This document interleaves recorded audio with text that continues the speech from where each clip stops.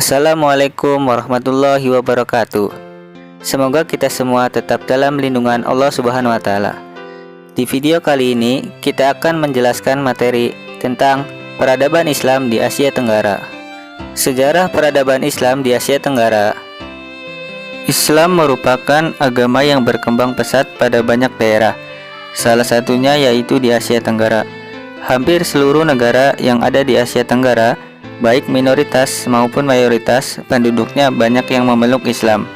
Misalnya, Islam menjadi agama resmi negara Federasi Malaysia, Kerajaan Brunei Darussalam, Burma, Republik Filipina, Kerajaan Muang Thai, Kamboja, Republik Singapura, dan bahkan Republik Indonesia.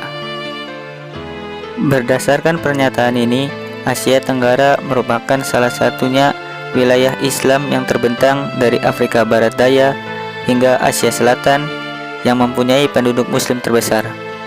Asia Tenggara dianggap sebagai wilayah yang paling banyak pemeluk agama Islamnya. Termasuk wilayah ini adalah pulau-pulau yang terletak di sebelah timur India sampai lautan Cina dan menyangkut Indonesia, Malaysia, dan Filipina. Islam masuk ke Asia Tenggara disebarluaskan melalui kegiatan kaum pedagang dan para sufi. Hal ini berbeda dengan Islam di dunia lainnya, yang disebarluaskan melalui penaklukan Arab dan Turki. Mengenai kedatangan Islam di negara-negara yang ada di Asia Tenggara, hampir semuanya didahului oleh interaksi antara masyarakat di wilayah kepulauan dengan para pedagang Arab, India, Cina, Iran, Yaman, dan Arabia Selatan. Pada abad ke-5 sebelum Masehi, Kepulauan Melayu telah menjadi tempat persinggahan para pedagang yang berlayar ke Cina, dan mereka telah menjalin hubungan dengan masyarakat sekitar pesisir. Kondisi semacam inilah yang dimanfaatkan para pedagang Muslim yang singgah untuk menyebarkan Islam pada warga sekitar pesisir. Menurut Uka Chandra Sasmita, proses masuknya Islam ke Asia Tenggara melalui 6 cara, yaitu perdagangan, perkawinan, tasawuf, pendidikan, kesenian, dan politik.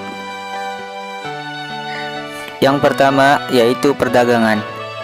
Pedagang-pedagang Muslim Arab, Persia, India turut andil bagian dalam perdagangan dari negeri-negeri bagian barat, tenggara, dan timur di benua Asia. Sambil berdagang, para pedagang ini sambil berdakwah untuk mengenalkan Islam kepada penduduk. Kedua adalah perkawinan.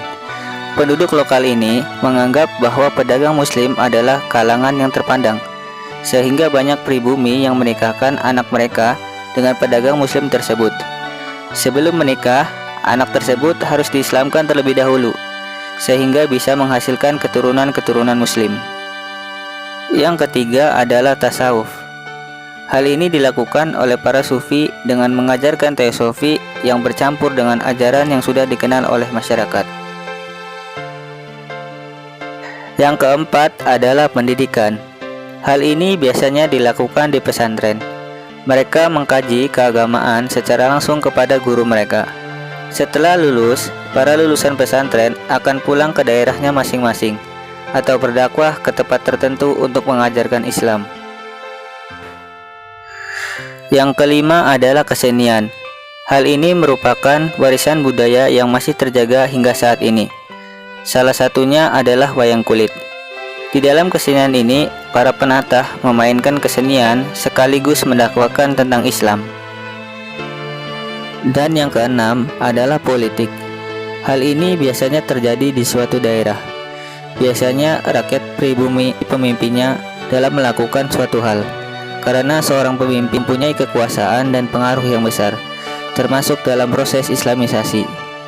Berikut pembahasan mengenai sejarah peradaban Islam di Asia Tenggara. Assalamualaikum warahmatullahi wabarakatuh.